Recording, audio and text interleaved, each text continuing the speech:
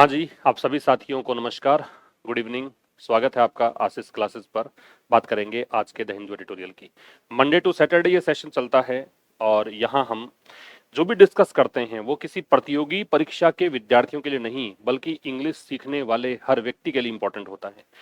चाहे आप working professionals हैं या आप स्टूडेंट हैं या आप गृहिणी हैं, है ना, या आप अपने बच्चों को पढ़ाना चाहते हैं या अपने छोटे भाई बहनों को पढ़ाना चाहते हैं, इंग्लिश कैसे सीखें, तो उसके लिए बहुत ही उपयोगी ये सेशन होता है क्योंकि यहाँ हम एक साथ बहुत सारी चीजें, आप इंग्लिश टू हिंदी ट्रांसलेशन सीख जाएंगे, है ना। एक संडे को टेस्ट होता है अपना, उसमें हिंदी टू इंग्लिश ट्रांसलेशन में करवाता हूं तो वो सीख जाओगे। वोकैबुलरी पर डे चलता है, बहुत सारे वर्ड्स रिपीट होने लग जाते हैं, वो आप सीख जाओगे। यहाँ पे ग्रामर के कॉन्सेप्ट्स आप सीख जाओगे। ट्रांसलेशन का तो खैर बताया ही मैंने। कॉम्प्रीहेंड करने की क्षमता आपकी विकसित होगी, कैसे आप किसी टेक्स्ट को, इंग्लिश में लिखा हुए टेक्स्ट को समझ सकते हो, वो चीजें डेवलप हो जाएंगी आपकी। तो बहुत ही उपयोगी सेशन है।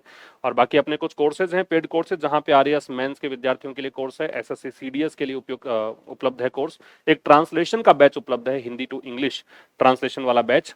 ये वाला भी जस्ट अबाउट टू कंप्लीट है, जल्द ही कंप्लीट होने वाला है, ये भी आप एक्सेस कर सकते हो। तो चलिए सर स्टार्ट करते हैं आज का एडिटोरियल, जिसमें सबसे पहले हम डिस्कस करेंगे कुछ क्वेश्चंस जो पार्ट्स ऑफ स्पीच के हैं। ठीक है, पिछले सेशन में भी पार्ट्स ऑफ स्पीच डिस्कस किए थे। ये इसलिए कर रहा हूं क्योंकि सीडीएस में तो 10 क्वेश्चन आते ही आते हैं, आजकल एसएससी में भी क्वेश्चंस आने लग गए हैं, तो इसलिए ये वाली चीज आप समझें। और वैसे अगर आप एडिटोरियल मेरे साथ रेगुलर पढ़ रहे हो तो इसमें कोई दिक्कत आपको होगी नहीं, कभी नहीं होगी। Which word is an adjective in the sentence, इस सेंटेंस में कौन सा शब्द एडजेक्टिव है। 4 ऑप्शंस आपको दे रखे हैं। आप ऑप्शन से भी देखोगे ना तो कॉन्स्टेंट्स तो नाउन है क्योंकि एस जुड़ा हुआ है, ठीक है। और हैव है वो वर्ब है, हेल्पिंग वर्ब दे रखी है। बीन फेसिंग में फेसिंग मैन वर्ब है। सिग्निफिकेंट कांस्टेंट, कांस्टेंट्स नाउन है, नाउन से पहले एडजेक्टिव चाहिए, इसलिए आपका जो आंसर यहाँ पे होना चाहिए वो होगा सिग्निफिकेंट। ठीक है, पहले क्वेश्चन का आंसर। सेकेंड क्वेश्चन आपसे पूछा कि which word functions as a verb in the sentence, इसमें से कौन सा वर्ब के रूप में काम कर रहा है। और ऑप्शन आपके है लिमिटेशंस, हैम्पर्ड, कॉम्प्रिहेंसिवली और कंप्लायंस। देखो दीज लिमिटेशंस, हैव हैम्पर्ड, तो हैव हेल्पिंग वर्ब है और हैम्पर मैन वर्ब है, तो यहाँ पे हैम्पर जो है वो आपका वर्ब के रूप में काम कर रहा है। थर्ड क्वेश्चन आपसे पूछा है कि which word is an adverb in the sentence, कौन सा शब्द है जो एडवर्ब है सेंटेंस में। तो these limitations have hampered their ability to comprehensively monitor and enforce environmental compliance. ये जो लिमिटेशंस हैं, ये जो रेस्ट्रिक्शंस हैं, इन्होंने हैम्पर कर दिया है, रुकावट डाल दी है किसमें, उनकी योग्यता में। योग्यता किस चीज की, क्षमता किस चीज की, कॉम्प्रिहेंसिवली मॉनिटर करने की, निरीक्षण करने की, मॉनिटर करने की। मॉनिटर भी कैसे करे, समग्र रूप से करे। तो मॉनिटर का विशेषता बताने के लिए कॉम्प्रिहेंसिवली है। और देखिए जनरली एडवर्ब्स जो होते हैं ना उनके एंड में एलवाई आता है। और इसमें एक बात और ध्यान रखना, ये अधूरी कहानी है कि एलवाई एंडिंग वर्ड्स एडवर्ब होते हैं। पूरी कहानी ये समझो कि एलवाई हटाने के बाद जो वर्ड बचता है वो एडजेक्टिव होना चाहिए, तो कॉम्प्रिहेंसिव एडजेक्टिव बचता है यहाँ पे। आपका आंसर जो है वो कॉम्प्रिहेंसिवली आएगा। ठीक है साहब। ये ग्रेड वाले विद्यार्थियों के लिए भी इंपॉर्टेंट है, जो शिक्षक भर्ती परीक्षा की तैयारी करते हैं उनके लिए भी इंपॉर्टेंट है। वहां पर भी क्वेश्चंस आते हैं कि आप वर्ड क्लास, वर्ड कैटेगरी, जिसको पार्ट्स ऑफ स्पीच आप ट्रेडिशनल ग्रामर में बोलते हैं, वो पहचान के बताएं। ठीक है, आगे आइए। नंबर 4, नंबर 4 आपसे कह रहा है कि in the sentence this scheme aims to bridge the manpower and infrastructure deficit, what part of speech is the word bridge. इसमें ब्रिज का क्या वर्ड कैटेगरी है। अगर आप देखोगे नहीं, सेंटेंस पढ़ोगे नहीं, तो हो सकता है आप में से कोई यहाँ पे आंसर लगा जाए ब्रिज का मतलब पुल है, और पुल है तो नाउन है, लेकिन यहाँ पे इसका मतलब पुल नहीं है, नाउन नहीं है। ध्यान से पढ़िए, दिस स्कीम एम्स, ये जो योजना है इसका लक्ष्य है, क्या लक्ष्य है, मैन पावर और इंफ्रास्ट्रक्चर डेफिसिट्स, जो कर्मचारी हैं और जो अवसंरचना की कमी है ना, उनके बीच में एक गैप है, उस गैप को पूरा करना, उस गैप को भरना। तो भरने के लिए यहाँ पे ब्रिज का प्रयोग किया है, टू के साथ बेस फॉर्म इंफिनिटी बन रहा है। तो यहाँ पे जो ब्रिज है बेटा वो वर्ब है, तो आपका जो आंसर है क्या आएगा, बी आएगा। और एक अंतिम क्वेश्चन है, which word is an adjective in the sentence, इसमें से एडजेक्टिव कौन सा है, effective implementation of environmental compliance. हालांकि होने को तो एनवायरमेंटल भी है, एल एंडिंग वर्ड, एक इफेक्टिव भी है, लेकिन ऑप्शंस जो दे रखे हैं उनमें से देखिएगा इफेक्टिव यहाँ पे वर्ब है, सॉरी एडजेक्टिव है, तो ये आपका आंसर है। ठीक है, क्यों है इफेक्टिव, क्योंकि इंप्लीमेंटेशन नाउन है, जिन वर्ड्स के एंड में जनरली TION आता है वो नाउन होते हैं, नाउन का मॉडिफायर है वो एडजेक्टिव होता है, तो ये एडजेक्टिव है। तो ये तो रही कहानी अपनी वर्ड कैटेगरी को पहचानने की। अब हम बात करते हैं आज के एडिटोरियल की। एडिटोरियल का जो टोन है वो है फॉर्मल एंड पॉलिसी ओरिएंटेड। ध्यान से देखिए एडिटोरियल में कितना मैंने इसको अपग्रेड किया है। आप जो अगर शुरू से देख रहे हैं तो आपको पता है इस बात की, इसके बात की वैल्यू आप करोगे कि मैंने शुरुआत से लेकर अब तक जो 116 नंबर का सेशन है, ये 116 नंबर का सेशन है, यहां तक आते आते हमने कितनी चीजें अपग्रेड कर ली हैं। हम टोन डिस्कस करते हैं, ठीक है, हम ये डिस्कस करते हैं पहले कि एडिटोरियल किस बारे में है, ताकि एक छोटी सी एक इमेज आपके दिमाग में बन जाए कि हम क्या डिस्कस करने जा रहे हैं। इसके बाद में हम सेंटेंस का सब्जेक्ट देखते हैं, सब्जेक्ट की वर्ब मैं बताता हूं। जो भी डिफिकल्ट वर्ड्स होते हैं उनको एक साइड में आप पाते हैं, ठीक है। आजकल तो मैं इमेजेस भी डाल रहा हूं ताकि थोड़ा सा सेशन है और इंटरेस्टिंग बन सके, है ना। और भी सुधार लगातार मैं करता रहूंगा। आपसे भी अपेक्षा है कि लगातार आप भी अपने आप को इंप्रूव करते रहें। क्या कहना चाह रहा है, फॉर्मल एंड पॉलिसी ओरिएंटेड है तो ये औपचारिक भाषा इसमें मिलेगी आपको, और एक पॉलिसी है उस के संबंध में हम चर्चा करेंगे। एडिटोरियल किस बारे में है, तो the passage explains that the environmental audit rules, ये पैसेज ये समझाता है कि जो रूल्स हैं, एनवायरमेंट ऑडिट रूल्स है, पर्यावरण अंकेक्षण बोलते हैं इसको, इसके जो नियम हैं 2025 हैव बीन इंट्रोड्यूस्ड, इनको लॉन्च किया गया है किस लिए, एनवायरमेंटल मॉनिटरिंग और कंप्लायंस, मतलब एक तो पर्यावरण निरीक्षण और एक उसकी पालना हो, है ना, इसको मजबूती देने के लिए इसको लॉन्च किया गया है। और कैसे करेंगे, by addressing manpower and infrastructure gaps, इन दोनों के बीच जो गैप है कर्मचारियों और अवसंरचना के बीच, उस गैप को भर के faced by pollution control authorities, और ये किसके द्वारा फेस किया जा रहा है, ये पोल्यूशन कंट्रोल अथॉरिटीज के द्वारा, प्रदूषण नियामक अधिकारियों के द्वारा, ठीक है। इस बारे में तमाम चर्चाएं हमारी होगी। तो ये देखिए आज का एडिटोरियल, इसको हम डिस्कस करना स्टार्ट करते हैं। अगर आप नए हैं तो चैनल को सब्सक्राइब जरूर कर लीजिएगा, बेल आइकन को क्लिक भी कर लेना, क्योंकि आने वाले दिनों में आप वो चीजें देखेंगे इस चैनल पर जो आप सोच भी नहीं सकते, ठीक है। एक अमूलचूल परिवर्तन आपको देखने को मिलेगा। इंग्लिश की क्लासेस आपको इस अंदाज में देखने को मिलेंगी जो आपकी इमेजिनेशन से परे होंगी। तो आप रेगुलर चैनल पर बने रहें, सेशन को पूरा देखा करें, नोट्स मेंटेन करें, और पिछले 116 115 क्लासेस आज से पहले की वो सारी देखें। कल संडे टेस्ट था, नहीं देखा है तो देखिए। वो संडे टेस्ट आपको एक आईना दिखाता है, और आईना देखने से डरना नहीं चाहिए। आपको ये बताता है कि आपने 6 दिनों में कितने प्रयास किए हैं, आपकी तैयारी किस स्तर पर है, आपको जितना पढ़ाया उतना याद है क्या, आप रेगुलर ये सेशन देख रहे हो क्या। ये तमाम क्वेश्चंस के आंसर्स आपको मिलेंगे अगर आप संडे टेस्ट दोगे तो। देखो, a new leaf on environment audit rules. वैसे तो जो न्यू लीफ है ना, इस नई लीफ का मतलब हो गया एक नई पत्ती। अब थोड़ा सा आपको समझने की जरूरत है यहाँ पे, क्या कहना चाह रहा है कि भाई नई पत्ती, एक नया जीवन, भाई पत्ती जो लगती है, लीफ लगती है, वो पेड़ के लगती है, तो एक नई पत्ती अगर उसमें आ गई है तो इसका मतलब क्या समझिएगा, इसका मतलब ये समझो कि उसमें एक नया जीवन शुरू हो गया है, ठीक है। किसको लेकर लिखा गया है, एनवायरमेंट ऑडिट रूल्स 2025, एनवायरमेंट पर्यावरण, ऑडिट अंकेक्षण, और रूल्स मतलब नियम 2025 के नियम, तो इनके बारे में हम यहां डिस्कशन करेंगे, ठीक है। तो न्यू लीफ का मतलब हो गया एक नई शुरुआत है, एक नई पौध है ना, एक नया पौधा लगा दिया गया है, ठीक है, उसके बारे में हम डिस्कस करेंगे। एनवायरमेंटल कंप्लायंस, पर्यावरणीय, एनवायरमेंटल एडजेक्टिव है क्योंकि एल दे रखा है लास्ट में, ठीक है, और एनवायरमेंटल जो है वो तो हुआ एडजेक्टिव क्योंकि एल दे रखा है। इसके बाद यहाँ पे ये नाउन है क्योंकि generally A N C E ending words noun होते हैं। मेरी एक एक बात को सुनोगे ना तो आप खुद ये चीजें लिंक कर पाओगे। जिन वर्ड्स के एंड में जनरली ए एल आता है वो एडजेक्टिव्स होते हैं, जिन वर्ड्स के एंड में ए एन सी ई आता है वो नाउन होते हैं, या फिर मैं ये कहूँ कि ये नाउन है तो इसका मॉडिफायर एडजेक्टिव होगा। पर्यावरणीय, कंप्लायंस का मतलब क्या है, कंप्लायंस का मतलब है आज्ञा का पालन करना, ठीक है, यहां दे रखा है देखो। एडहियरेंस, अवपालना इसको हिंदी में कह सकते हो, अवपालना, अनुपालना, सॉरी अनुपालना।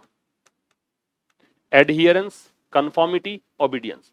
मॉनिटर का मतलब क्या होता है, निरीक्षण करना, मॉनिटर का मतलब सुपरवाइज करना, check, oversee, regulate. Bring into effect का मतलब है लागू करना, इंप्लीमेंट या इनफोर्स। वाइटल का मतलब है महत्वपूर्ण, क्रूशियल, इंपॉर्टेंट, एसेंशियल और की। ऑडिटिंग का मतलब है अंकेक्षण, ऑडिटिंग का मतलब क्या है, अंकेक्षण, इंस्पेक्शन वही जांच होती है ना, जांच को भी कह सकते हो अगर आप आम बोलचाल की भाषा में बात करें। और रिमिट का मतलब है दायरा, आप इसको स्कोप, अथॉरिटी, आपका अधिकार क्षेत्र, ज्यूरिसडिक्शन, रेंज, ये सब कह सकते हो। ठीक है, ये तो आपको पीडीएफ मिलेगा ही टेलीग्राम चैनल आशीष क्लासेस पर। साथ में एक पीडीएफ और मिलता है जहां पर सारे वर्ड्स एक साथ मिलते हैं, जिसकी वर्ड कैटेगरी, उसका हिंदी में क्या मतलब है, उसके सिनोनिम्स क्या हैं, उसका सेंटेंस में यूज कैसे होता है, ये सब चीजें आपको मिलेंगी।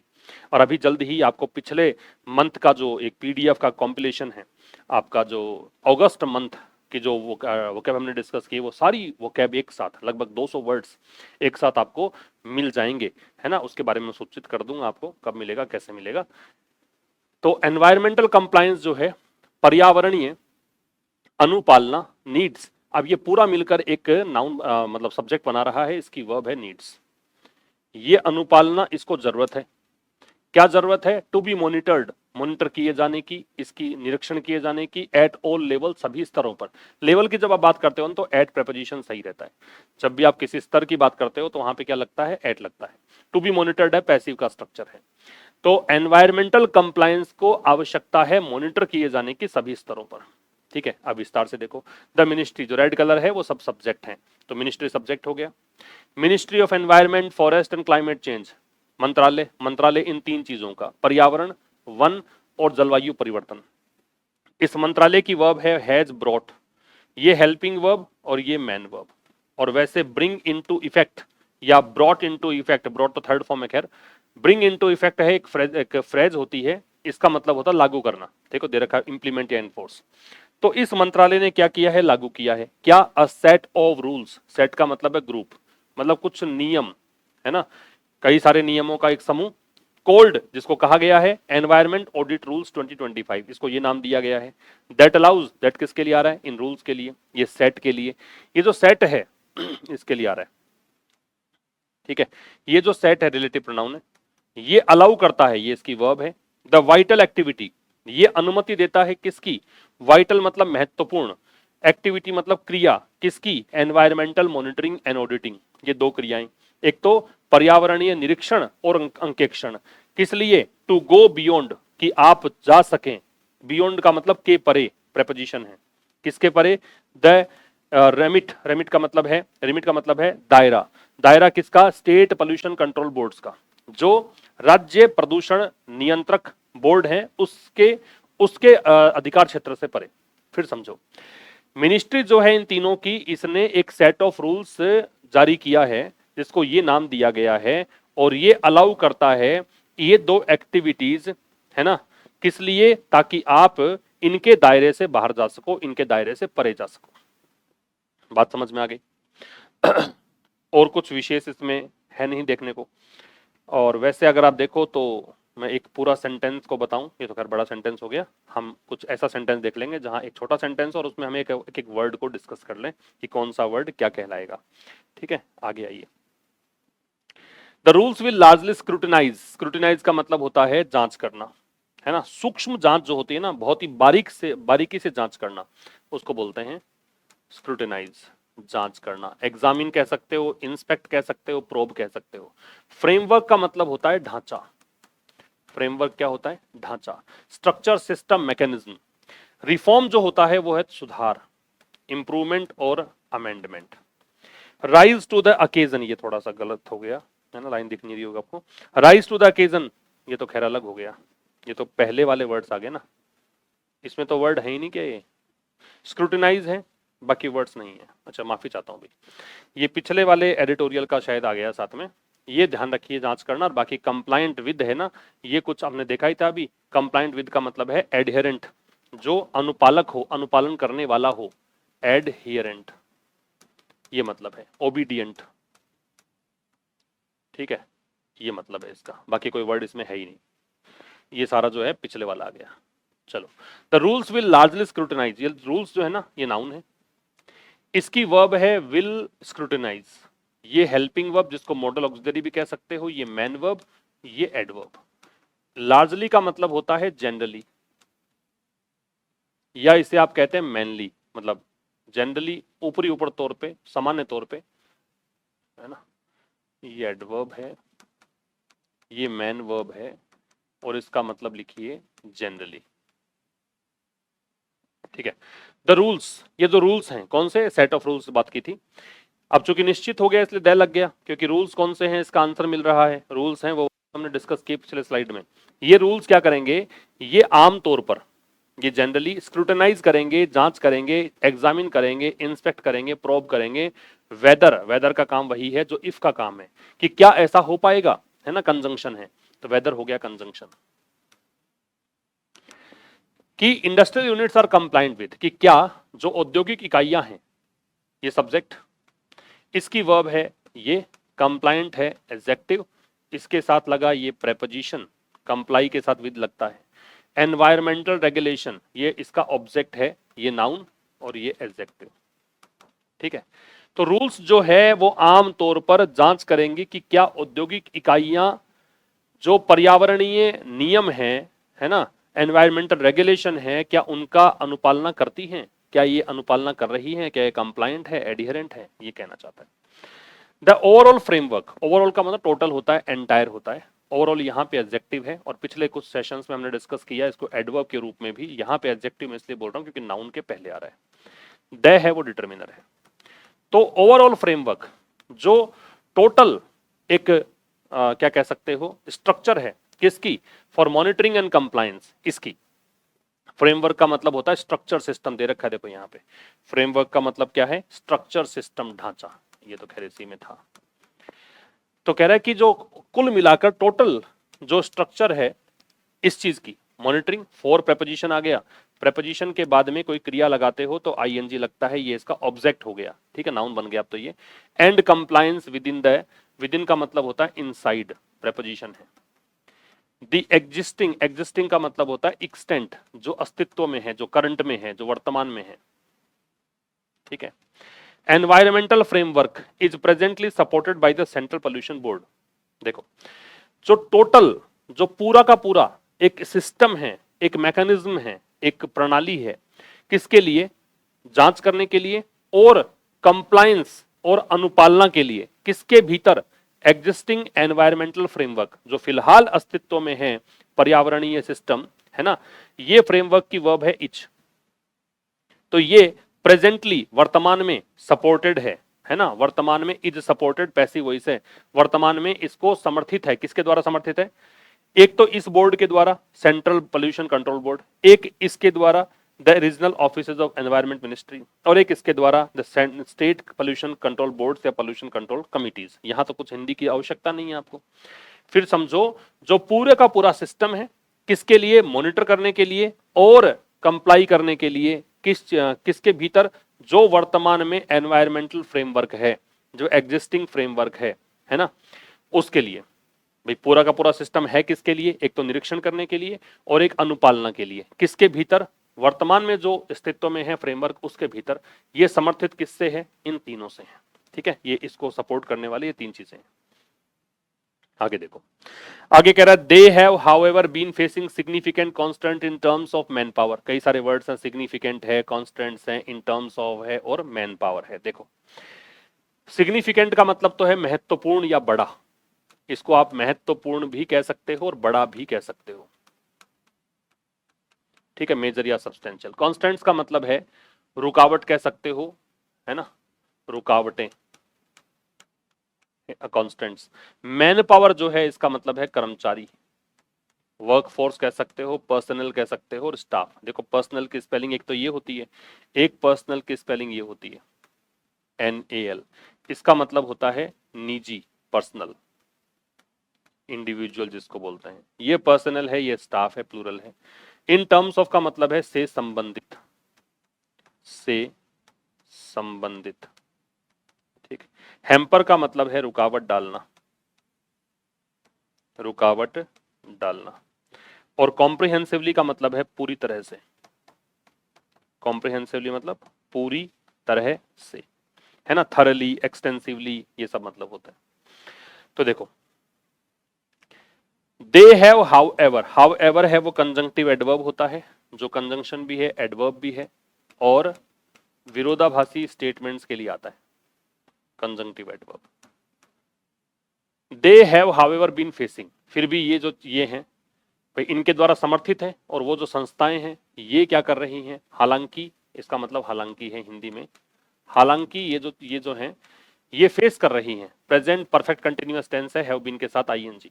सिग्निफिकेंट कॉन्सेप्ट, बड़ी बड़ी बाधाएं, किसके संबंध में? मैन पावर, रिसोर्सेज संसाधन, कैपेसिटी क्षमता, इंफ्रास्ट्रक्चर, अवसंरचना। इसका हिंदी में होता है अवसंरचना। समझो, they have however been facing significant constants. They किसके लिए आ गया? उन संस्थाओं के लिए, उनके द्वारा समर्थित है। अब इनका सामना हो रहा है बड़े बड़े लिमिटेशन से, रेस्ट्रिक्शन से, हिंड्रेंसेस से। किसके संबंध में? ये मतलब एक तो स्टाफ की कमी हो रखी है, संसाधन है, क्षमता है, अवसंरचना है, इन सब की डिफिकल्टीज, इन सब के रेस्ट्रिक्शंस, इन सब के हिंड्रेंसेस का सामना इनको करना पड़ रहा है। ठीक है, सिग्निफिकेंट एडजेक्टिव है, कॉन्स्टेंट्स नाउन है, ये नाउन है, ये एडजेक्टिव है। इन टर्म्स ऑफ जो है, वैसे तो फ्रेज कहिए, वैसे ये प्रेपोजिशन का काम कर सकता है, वैसे इसको फ्रेज कह दीजिए, प्रेपोजिशन फ्रेज है। ये नाउन है, ये भी नाउन है, ये भी नाउन है, एंड कंजंक्शन है, और ये भी नाउन है। ठीक है, दीज लिमिटेशंस, ये जो रेस्ट्रिक्शंस हैं, ये जो हिंड्रेंसेज हैं, है ना, दीज डेमोन्स्ट्रेटिव एडजेक्टिव है, this that these those demonstrative pronoun adjective होते हैं। इनके बाद अगर नाउन है तो इन्हें आप कहेंगे डेमोन्स्ट्रेटिव एडजेक्टिव। इनके बाद नाउन नहीं है, प्रोनाउन कुछ भी नहीं, नाउन नहीं है, कोई प्रेपोजिशन ऐसा कुछ है, तो उसको कहेंगे डेमोन्स्ट्रेटिव प्रोनाउन। प्लूरल के लिए आता है तो लिमिटेशंस नाउन है, प्लूरल है। तो ये जो लिमिटेशंस हैं, ये जो रुकावटें हैं, कौन कौन सी? Manpower, resources, capacity, infrastructure. Have hampered, इन्होंने क्या कर रखा? रोक दिया है। हैव हेल्पिंग वर्ब है, हैम्पर्ड मैन वर्ब है। हैम्पर का मतलब क्या है? रुकावट डालना। हिंडर कर दिया, ऑब्स्ट्रक्ट कर दिया, किनको? उनकी क्षमता को। क्षमता किस चीज की? कॉम्प्रिहेंसिवली मॉनिटर करने की। कॉम्प्रिहेंसिवली क्या होता है? समग्र रूप से, है ना, इनकी क्षमता कि वो समग्र रूप से मॉनिटर कर सकें। और एनफोर्स, इनफोर्स का मतलब है इंप्लीमेंट कर सकें।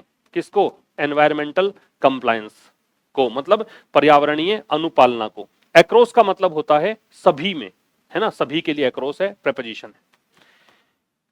The vast number, vast number का मतलब ह्यूज नंबर, बहुत बड़ी संख्या में।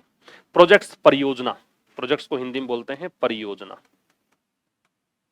एंड इंडस्ट्रीज, और उद्योग, ऑपरेटिंग नेशन वाइड, जो चल रहे हैं पूरे राष्ट्र भर में। सैड ए प्रेस स्टेटमेंट, ये बात किसने कही? एक प्रेस स्टेटमेंट में कही गई, ये इसकी वह पहले लग रही है, बाय द एनवायरमेंट मिनिस्ट्री। और ये प्रेस स्टेटमेंट किसने दिया था? एनवायरमेंट मिनिस्ट्री ने, पर्यावरण मंत्रालय ने। फिर समझो, ये जो लिमिटेशंस ने, उन्होंने रोक रखा है किसको? उनकी क्षमता को। क्षमता किसकी? कॉम्प्रिहेंसिवली मॉनिटर करने की और एनफोर्स करने की, एक तो निरीक्षण करने की और लागू करने की। किसको? पर्यावरणीय अनुपालना को। कहां पर? वास्ट नंबर ऑफ प्रोजेक्ट्स, सभी बड़ी संख्या में जो प्रोजेक्ट चल रहे हैं वहां पर, और उद्योगों में जो पूरे देश भर में चल रहे हैं। ये बात किसने कही? एनवायरमेंट की एक प्रेस स्टेटमेंट में ये बात कही गई। बात क्लियर है आपको? फिर कह रहा है दिस स्कीम, दिस भी डेमोन्स्ट्रेटिव एडजेक्टिव है क्योंकि इसके बाद में नाउन दे दिया। ये जो स्कीम है इसका लक्ष्य है। देखो एम की कहानी क्या होती है, एम के बाद में एट भी लगता है और एम के बाद में टू भी लगता है। फर्क क्या है? फर्क ये है कि एम के बाद एट लगता है तो इसके बाद में बेस फॉर्म प्लस आईएनजी आता है, और एम के बाद टू लगता है तो इसके साथ बेस फॉर्म आती है। इतना सा फर्क है, दोनों चीजें लग सकती हैं। तो यहां देख सकते आपकी बेस फॉर्म लग रही है ब्रिज, इसलिए यहां पे टू लग रखा है। तो इस स्कीम का लक्ष्य है, ये स्कीम की वर्ब हो गई। टू ब्रिज है वो इंफिनिटिव है। लक्ष्य क्या है? लक्ष्य है फिल करना, भरना। इसका मतलब क्या है? भरना। ब्रिज का फिल या ओवरकम। डेफिसिट का मतलब होता है कमी, शॉर्टेज, गैप या डेफिशिएंसी। देयर बाई का मतलब है उस तरह से, उस तरीके से। मैकेनिज्म का मतलब होता है तंत्र या प्रक्रिया, प्रणाली। ठीक है, तो ये जो स्कीम है इसका लक्ष्य है क्या? फिल करना, भरना। किसको? गैप को। गैप किसके बीच है? गैप है एक तो मैन पावर का, है ना, एक तो स्टाफ, और दूसरा इंफ्रास्ट्रक्चर डेफिसिट्स, और जो अवसंरचना की कमी है। ठीक है, इनके गैप को भरना। फेस्ड बाई, इसका सामना कौन कर रहा है? इसका सामना कर रही है रेगुलेटरी अथॉरिटीज, है ना, जो नियामक अधिकारी हैं उनके द्वारा इसका सामना हो रहा है। देयर बाई, इस प्रकार से, ये एडवर्ब है, देयर बाई एडवर्ब है। इस प्रकार से स्ट्रेंथनिंग, ये मजबूती देगा द इफेक्टिव इंप्लीमेंटेशन, प्रभावी लागू करने के प्रोसेस को। और लागू करना क्या है? एनवायरमेंटल कंप्लायंस मैकेनिज्म, पर्यावरण अनुपालन जो प्रणाली है उसको। फिर समझ लीजिए, ये जो स्कीम है इसका लक्ष्य क्या है? इसका लक्ष्य है कि जो इनके बीच में गैप है, ये कमी आ रखी है, मैन पावर और इंफ्रास्ट्रक्चर डेफिसिट जो बना हुआ है उसको भरना। ये गैप का सामना कर कौन रहा है? Regulatory authorities. इससे होगा क्या? इससे इफेक्टिव इंप्लीमेंटेशन होगा, प्रभावी रूप से लागू हो जाएगा क्या ये मैकेनिज्म? कौन सा मैकेनिज्म? पर्यावरण के अनुपालना का मैकेनिज्म। ये था आज के इस एडिटोरियल में, छोटी सी एडिटोरियल था, डिस्कशन हमने किया। अब हम डिस्कस करेंगे कल एक नया सेशन। तब तक के लिए नमस्कार, थैंक यू वेरी मच।